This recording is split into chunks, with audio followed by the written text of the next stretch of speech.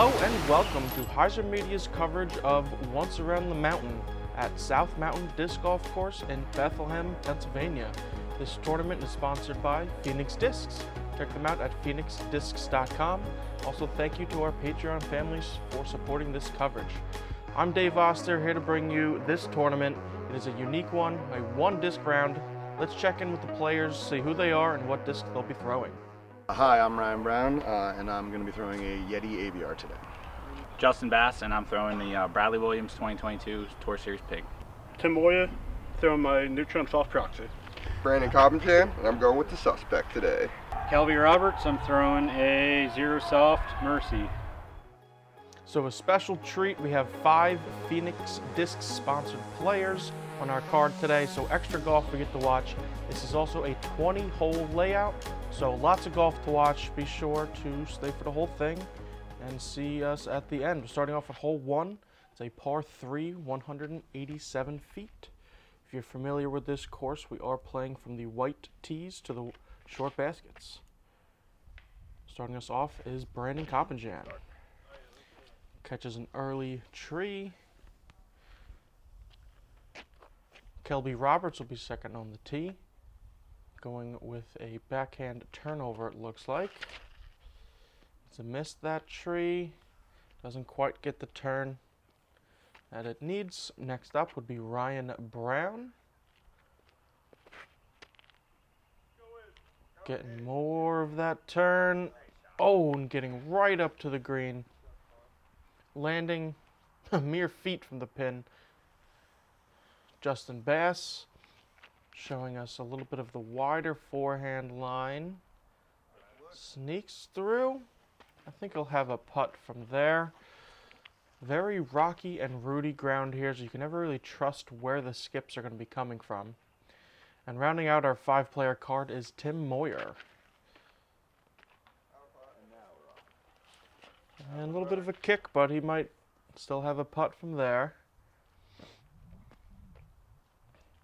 Oh, Brandon catching those right side bushes, and it catches his disc. Luckily that is on the green, so he'll have a pretty easy putt to save his par. Kelby a little long, but again, right next to the basket, so he should be fine.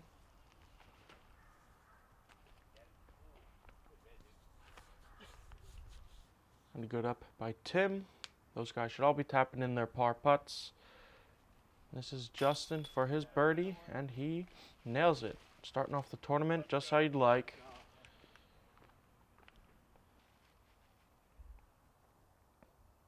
So a unique tournament today. Like I said, they're only playing with one disc, so we'll see how these players are able to manipulate their one disc. See which ones they chose, obviously. Is it a stable disc? Is it a putter? Is it a mid-range? So what disc they chose, we'll see how they fly. I'm guessing a lot of these players probably chose one of their well beat-in discs, so they know exactly how it flies. It's not fresh out of the box. We finally get to Ryan's shot. Couldn't really ask for much more than that to start off your tournament. So we will move over to hole 2, par 3, 252 feet. It is a blind shot from the tee pad up and over this hill, and to the left we'll find the basket sitting just short of a few fallen logs that will actually stop you from going over to hole 3's tee pad. But like hole 1 and many holes in this course, there are a lot of rocks that won't give you a traditional or expected ground play, so trying to get it close and hopefully it sticks. So after starting off with a birdie, Ryan will likely not be finishing hole 2 the same way. Justin will have a long look at it though. And Brandon going with the forehand turnover line. A little bit tighter. And maybe a little shorter than Justin's throw, but he'll also have a clean look at it a little bit further.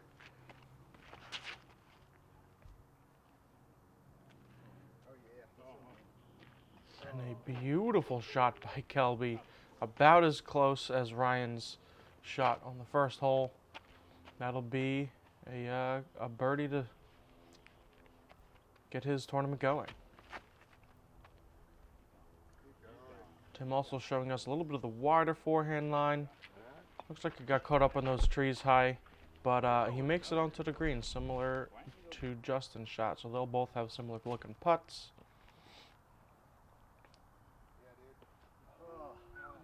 Ooh, and a little short, a little bit of a roll, but that's a putt for Ryan's par there.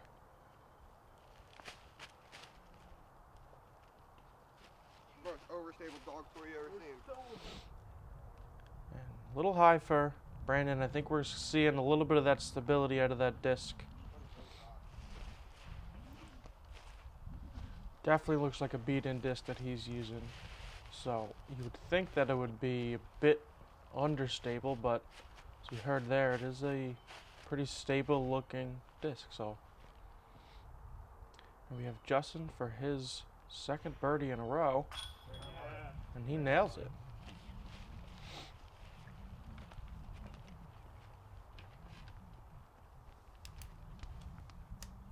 And Ryan to save par.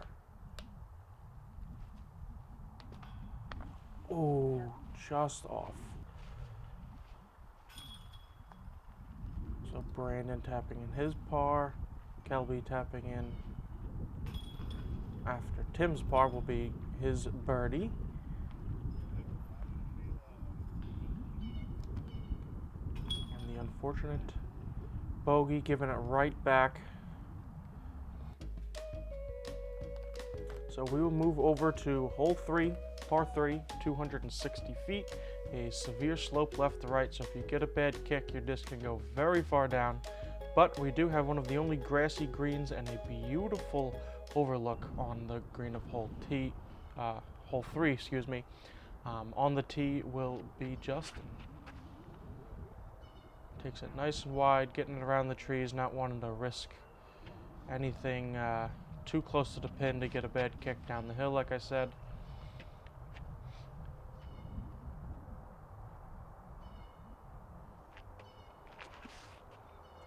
Kelby taking it a bit straighter, testing that right side, and catches the last big tree. Luckily, it does sit right there, so he won't have too much of an issue getting up and down, maybe even a birdie run.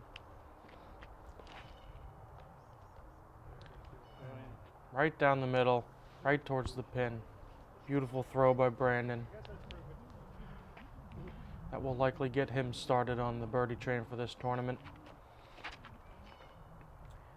And Tim either going a left line or just an early release, not sure, but catching those trees. Luckily, these holes are short enough that pretty much anywhere you go, you're going to have a look to get up and down. And a beautiful fading left to right shot for Ryan. He'll be on the green with a look for his birdie. Putting back up the hill, which would be the more preferable way to putt. And here we have a long bid for Kelby. Ooh, just a bit too high, fading out. Again, it's tough. These players, although I'm sure they practice with their disc, probably aren't accustomed to putting with whatever disc they're willing to throw on every hole. Ooh, and just low off the cage for Ryan.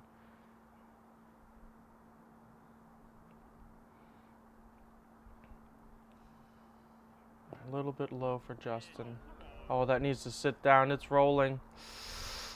Oh, and it did sit right there next to Ryan. So this is albeit very scenic, a difficult comebacker for Justin.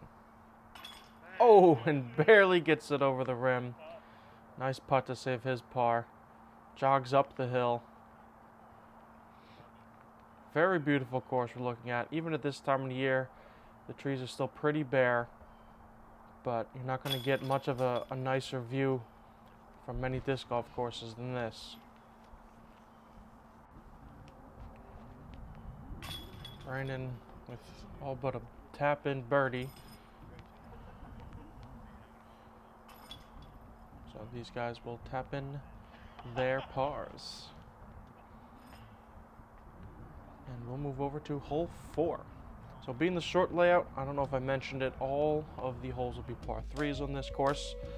Different distances, obviously. But this one is a 270-foot downhill, tight gap through the trees and to the right. So forehands or backhand turnovers. There's also a sneaky line to the right side that we didn't see. But then the basket is on a very sloped hill. So rollaways are certainly a possibility. So we see Brandon here. He's actually leaning off the side of the tee pad and taking a route that most people aren't going to be taking. Catches a tree, but not too far from the basket. This big tree we're looking at right in front of us, Brandon went to the right side, where everybody else is going to be going to the left side. So he tried to make something work. Justin, with the more traditional route, also catches the tree. It looks tight on camera, and I'll tell you, it's even tighter once you're there in person. So these guys getting as far down as they are pretty impressive. Kelby taking a even tighter, more direct route, and he gets pretty much all the way to the green. He'll have that one big tree in his way, so if he can maneuver around it. Oh. Tim catching the first available, unfortunately. Ryan going with a little bit easier putter turnover shot. Lets the disc do the work. And he actually goes high up on the hill. So he'll have a downhill putt.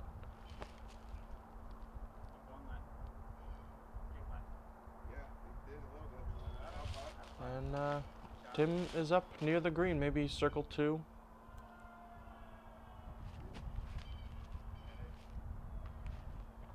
Oh, and Brandon almost ringing it up, but lands it right next to the basket. So this is Justin with a birdie look.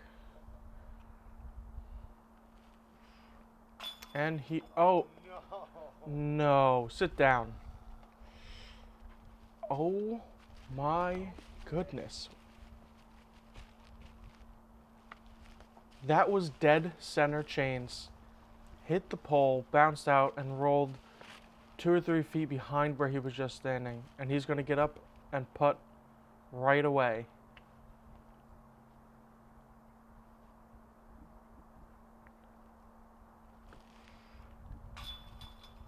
It stays in this time. Almost an identical putt. Maybe an inch lower and to the left. The composure that Justin just demonstrated, being able to make that putt from a few feet further to save his par. Crazy roller. Rollaway, excuse me.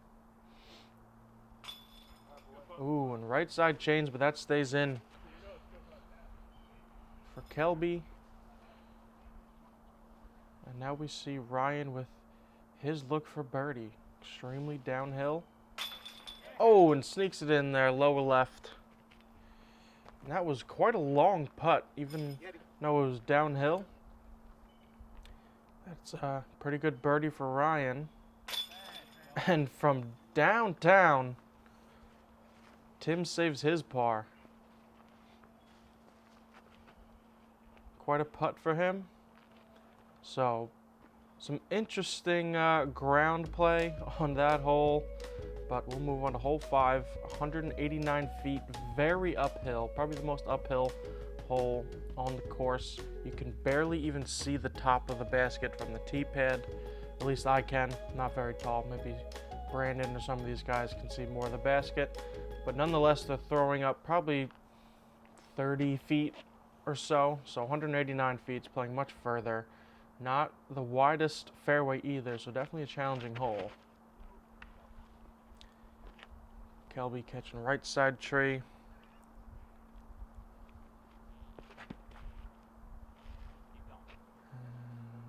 And, oh, great root kick right towards the basket. That looked like it was fading left side, but it held on just long enough That'll probably be a birdie for Ryan.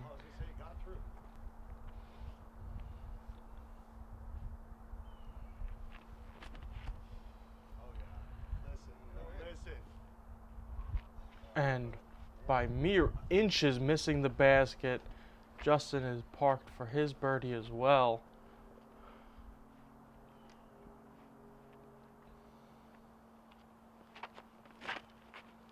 Oh, Tim an early tree.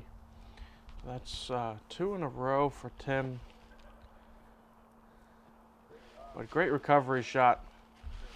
So that's two trees off the tee for Tim, but he's made good shots. Looks like he's going to be covering his par twice in a row. And that's what you have to do. Obviously, this is a short course, 1 disc round. So a birdie is very likely on a lot of these holes, but the worst you want to do is par. Because if you're getting a bogey, you're dropping a stroke on pretty much the entire field, especially these guys playing in the MPO division.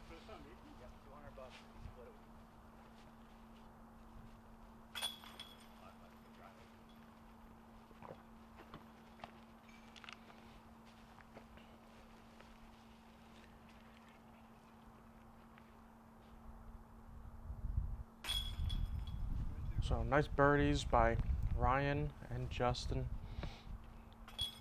All but tap-ins. So Kelby and Tim will tap in their pars. And we'll move over to an alternate hole for this tournament. It's hole 5A. Again, par 3, 194 feet.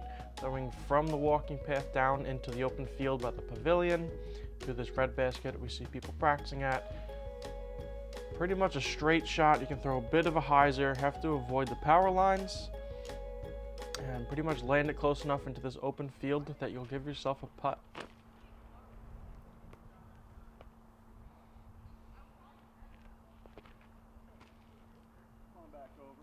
So Ryan turned it over a little bit, but he's in the grass. We'll have a long look at it. Obviously, if you get down into the grass, you're going to have a look, but it's just, is it a realistic look for your birdie? I go over the wires, dude. And that's a little bit closer, still not quite where, no, it's an easy birdie, but that'll be inside the circle look. Kelby giving it more of some height, giving it time to flex back, and I think that's a lot more what you're looking for. That'll be a pretty short putt for him.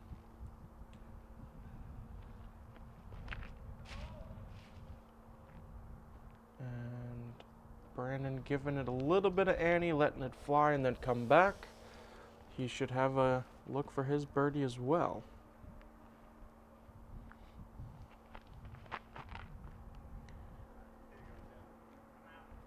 And Tim turning it over just a little bit.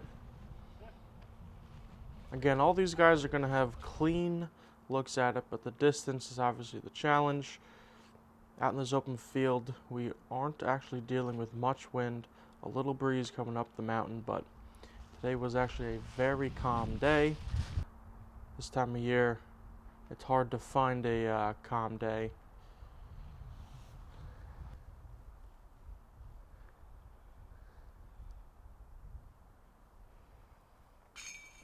Oh, right side for Justin. He is certainly hitting the basket, but maybe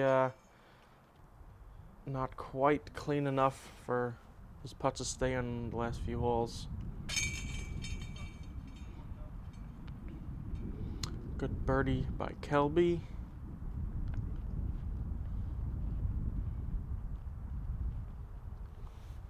I believe we'll be having Tim up next. Looks like his dark colored disc. Never been a huge fan of black colored discs myself. Oh, and another chain out on this basket. Obviously this is a temporary basket, so not the quality of a basket that would be permanent in a course, but certainly still usable. So Tim taking the unfortunate first bogey that we've seen of the tournament. Oh, excuse me, the second bogey that we've seen. And we'll move over to hole 6, par 3, 262 feet. It is a left to right dog leg, a little bit uphill, so it plays closer to probably 280, 285. There's also more of a straight gap that I think some of these guys are going to be taking, because there's not quite a clean line from this tee pad to get all the way up to the basket. So we'll see which one they choose to take.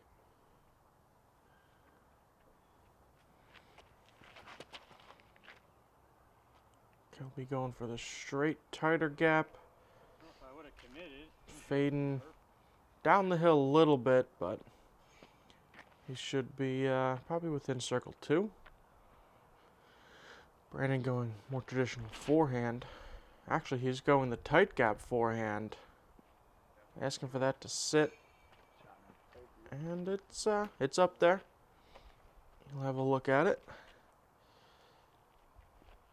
So Ryan going the backhand turnover line. Needs to keep turning. Oh, catches a tree and goes down the hill. I think that's the danger with the backhand turn over the wide line, because the way the disc is spinning, if it catches left side of any of these trees, it's going to kick and go pretty far down the hill. No, I need to be a little bit further. And Justin with another roll, not quite as bad as we saw on hole 4.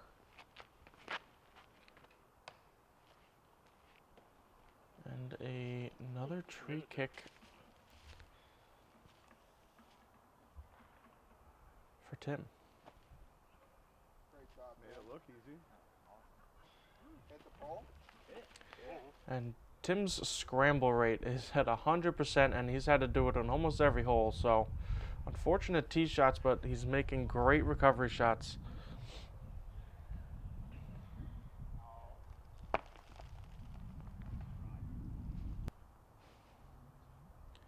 So Kelby with the first real look for birdie. Did fade down, but pin high. It's a little bit low. A little obstructed, but Brandon probably a step closer. Also a little low. So this is for par from Ryan.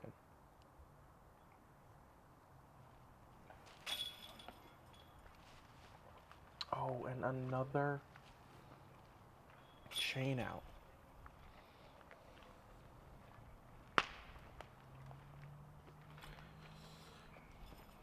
So a little bit of frustration. This is obviously the shorts to short on a fairly, short distance course. So the feature card of MPO is probably looking to be birding more holes, I guess, than they are right now. But there's still plenty of golf left, obviously. 20 holes in this tournament. So we'll move on to hole 7, 262 feet, pretty flat. A little bit longer down maybe an old hiking trail or service road. And maybe a backhand flip up the flat or a forehand flex shot will get you all the way to the green. Kelby just a little high, fading out early.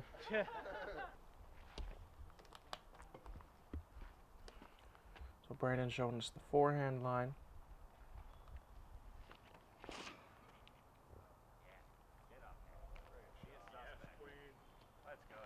Thank you. And that's a pretty great shot. Little short, probably could have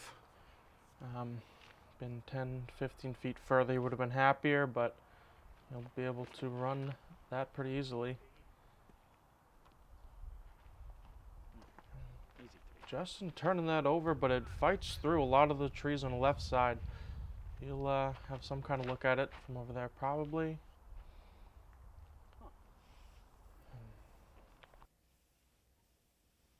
Tim, a little bit of an early release.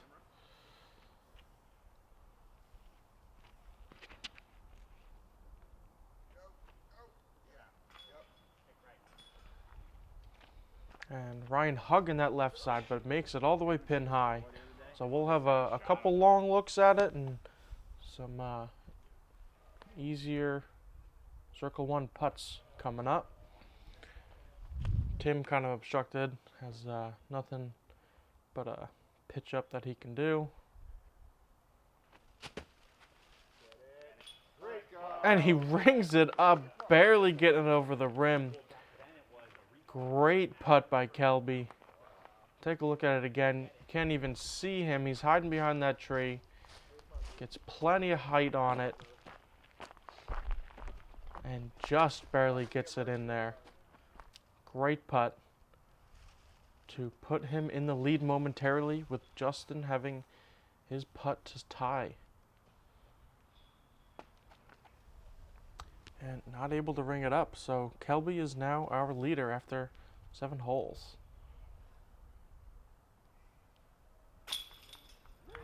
And also barely staying in, right side chains.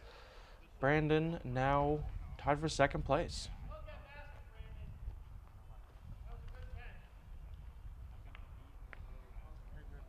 So Ryan with the best drive out of the group, after seeing 2 long putts go in, see if he can avoid being big putted. Oh, and just low.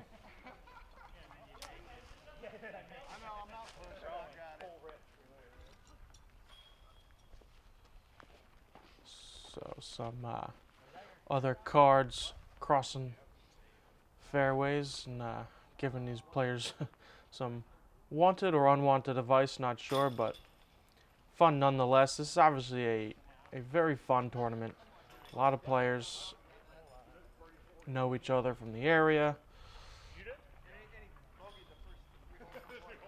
A lot of good camaraderie happening. So a couple pretty good putts, a couple pars. We'll move on to hole 8. 273 feet, pretty much straight shot. Maybe something left to right gives you more room, but you'll have pretty much your option to get to this basket. Whichever line, forehand or backhand, that you want. You just got to get it close. So after that great putt, Kelby will be starting us off.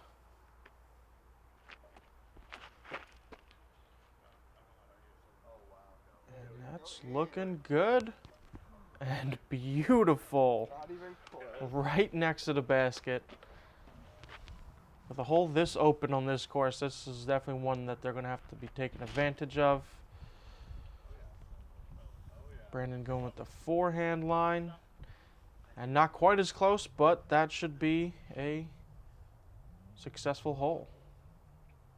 So we see some highlight throws from these guys. We do post the highlights on Patreon for every single tournament that we cover. You can see the info down below. If you want to check that out, plus other exclusive content and monthly disc giveaways, you can head over to patreon.com/HyzerMedia.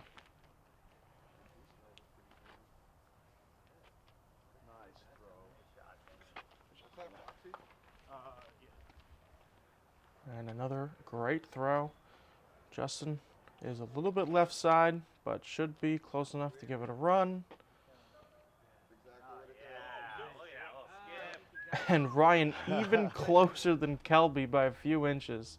So we're going to have some pretty close tap-ins. And it finally stays in for Justin. And the rest of these guys are pretty close. So we may be, I don't want to jinx it yet. I'll wait till Tim putts. Yeah, so we'll be looking at not just a star frame, a 5-player star frame. If there's ever going to be a tournament to see it, this would definitely be it. So we'll call that a super star frame. And these guys just accomplished it. Great playing. So 5 birdies. We'll see if they can do anything like that on hole 9. 255 feet uphill, playing probably closer to 270, 275. Pretty much dead straight, couple trees. There's more room on the left side throwing up this hill. And we are at the top of the mountain at this hole, so a little bit breezier up here. Maybe coming into play with some of these throws, but we'll see.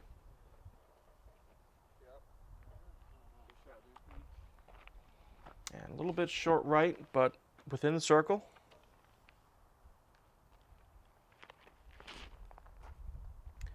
And Brandon looks like he turned that one over just a little bit. Started to fade back. Okay, there it is. He's just on the other side of the road. So we'll have a long look at it, maybe 40 feet.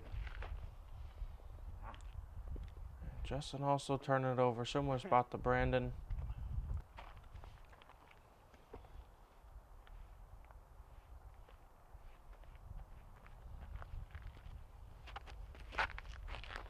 Tim going with the backhand turnover line. Holds on pretty good. Didn't quite get it turned over all the way to get right next to the basket, but that will work. And Ryan going straight at it, skips just past that pile of logs, and he will be on the green. So Justin closer than it looked from the first shot, but just left side. Brandon, similar distance, just outside the circle, and nails the putt. Great shot by Brandon.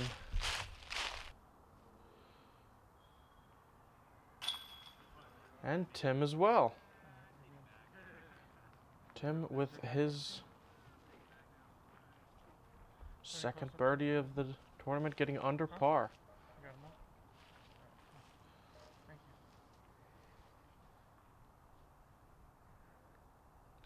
Kelby to hold his lead and nails the putt.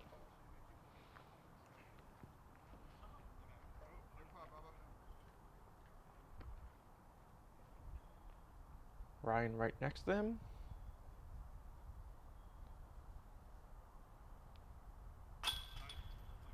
And there you go. So 4 birdies, almost 2 superstar frames in a row. Justin's going to be having to write a check to charity for that one, but so that will do it for us on the front 10 of this tournament. The back 10 is coming up right after this. Thank you all for watching. We happen to have an episode of HyzerCast, which is HyzerMedia's disc golf podcast, coming out on Tuesday about what you would throw if you could only throw one disc for the rest of your life, or even just one round. So comment down below what one disc you would do, and then check out HyzerCast Disc Golf Podcast. It's on a different channel on YouTube. We post weekly podcast episodes that you might be interested in. So other than that, we'll see you in the back 9.